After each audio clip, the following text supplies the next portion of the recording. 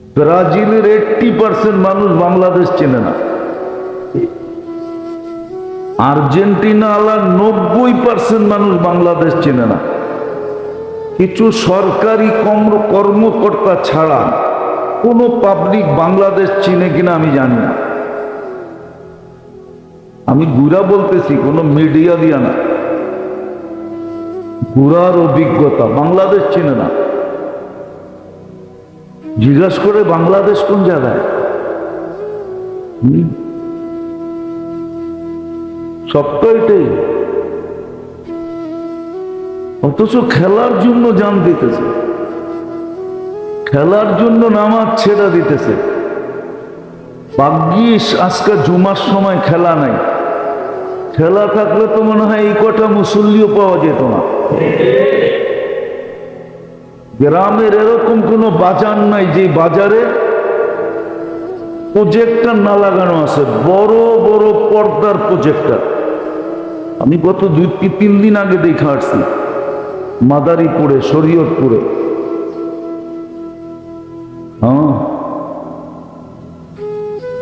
আবার এটা বলে স্থানীয় সরকার ভাবে ব্যবস্থা করা হয়েছে, প্রত্যেক চৌরাস্তায় প্রজেক্টর লাগায় দিয়েছে। গাড়ি নিয়ে আগানো যায় না, মানুষের ভিড়ের কারণে খেলা দেখতেছে।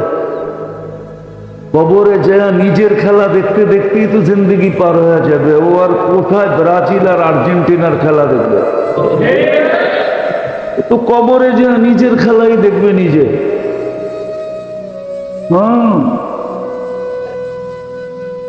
একজন আর্জেন্টিনার হয়ে খেলবে, একজন ব্রাজিলের হয়ে খেলবে, মনকের নাকির দুইজন না, আর ওরে বানাবে ফুটবল। এইভাবে তো হাসার বিষয় না,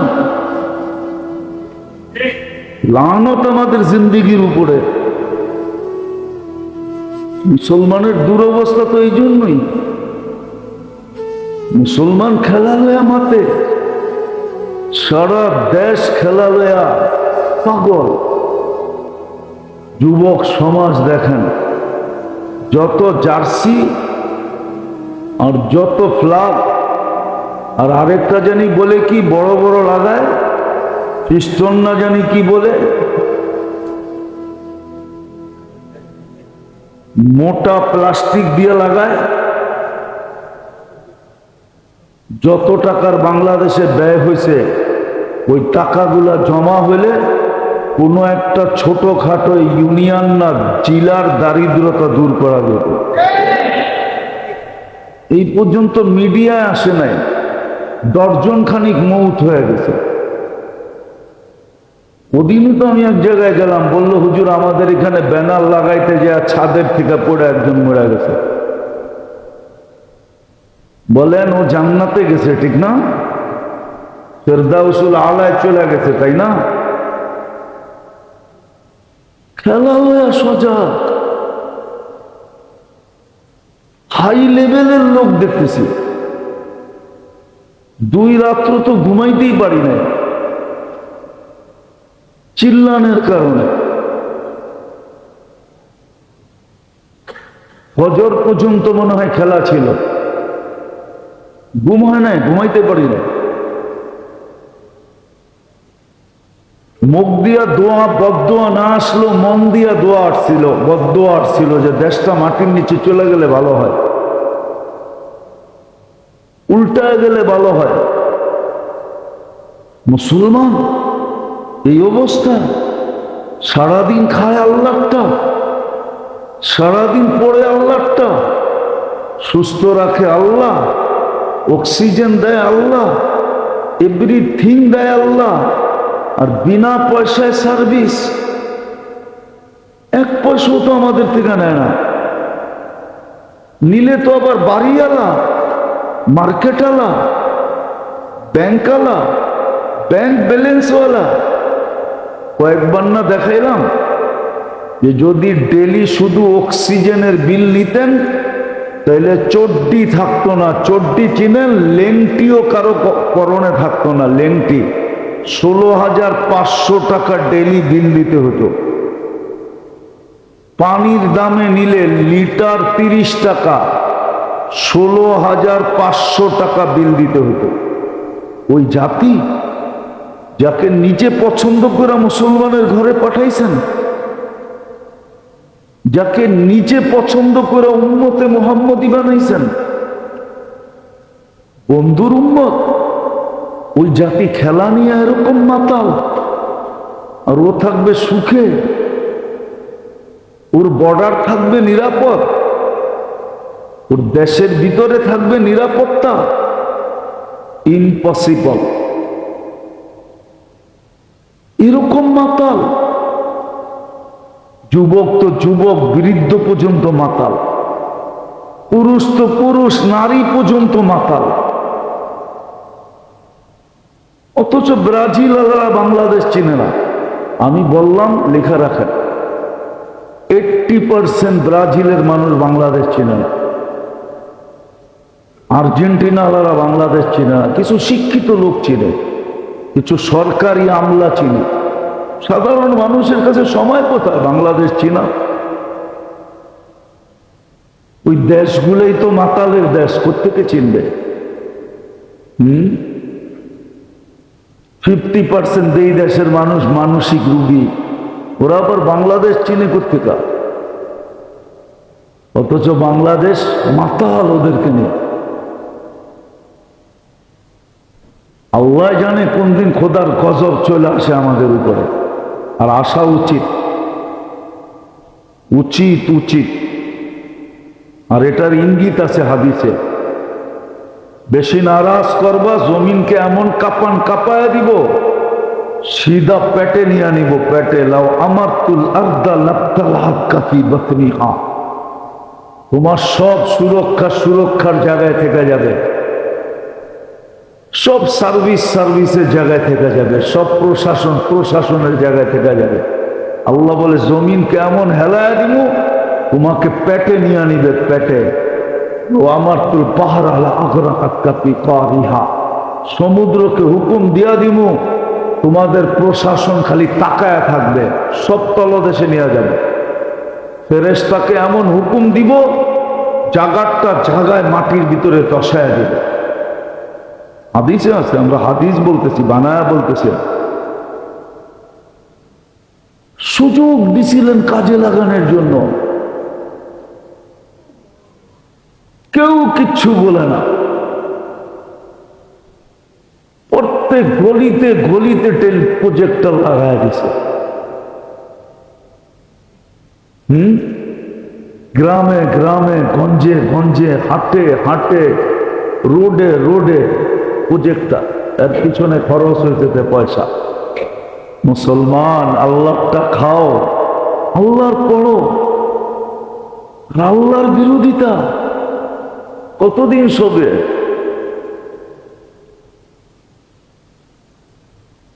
এটাও তো লেখা আছে, কতদিন সইবে এটাও লেখা আছে। একটা নির্দিষ্ট ইলা আজালিম মুসাম্মা, একটা নির্দিষ্ট সময় পর্যন্ত, তারপরে আর সইব না, তারপরে আর সইব না, তারপরে আর সইব না। তারপরে আসবে আল্লাহর পক্ষ থেকে আযাব। এই উম্মতকে আযাব দিয়েই পবিত্র করবে। কিন্তু বহুত কম মানুষ থাকবে যারা সহ্য করতে পারবে। আযাব দেখে আরো বেঈমান হয়ে যাবে, ঈমান হারায় ফেলবে। হ্যাঁ, কিছু লোক থাকবে যারা সবর করবে, পবিত্র হয়ে কবরে চলে যাবে। যাক, এটা আমার আলোচ্য বিষয় ছিল না, কথায় কথা চলে আসছে, এই জন্য বললাম। সতর্ক হওয়া আমাদের উচিত, নাইলে অপেক্ষা করা উচিত যে আল্লাহর আযাব কখন চলে আসে। এই জন্যই ভয় পাইতেছি, এই জন্যই বললাম, নাইলে বলার কোনো দরকার ছিল না। কোরআন হুকুম দিছে, এই জন্যই বললাম, ইন্নী লাকুম মিনহু নাযীরুম মুবিন। তো যেটা বলতেছিলাম, সুযোগ, সজাগ থাকলে সুযোগ কাজে লাগানো যাবে, সোচ্চার থাকলে সুযোগ কাজে লাগানো যাবে। নাহলে জিন্দেগি বড় সুযোগ, সুস্থতা বড় সুযোগ। নাহলে হাদিস কেন বলতো একতানিম খামসান কবলা খামসিন হায়াতুকা কবলা মৌতিকা, মৌত আসার আগে তোমার জীবনটা বড় সুযোগ। সিহ্হাতুকা কবলা হারামিকা, সুস্থতা বড় সুযোগ। হতে পারে যেই কোনো মুহূর্তে তুমি অসুস্থ হয়ে যেতে পারো। শাবাবুকা কবলা হারামিকা, যৌবন বড় সুযোগ। হতে পারে অসুস্থতা তোমাকে বৃদ্ধ বানায় দিতে পারে, এরকম অসুস্থতা আছে। অসুস্থ হওয়ার পরে এখন দেখলে মনে হয় যুবক যুবক নাই, বৃদ্ধ হয়ে গেছে। টাগরা টাগরা নাই, এখন লাঠি লয়ে হাঁটে। আছে, বহুত আছে। বুড়ার মতো হাঁটে, বুড়ার মতো আছে, অনেক আছে। ইদানিং যুবকদের সংখ্যা এটা বাড়তেছে, কেননা বাইক চালায় এরকম মনে হয় যে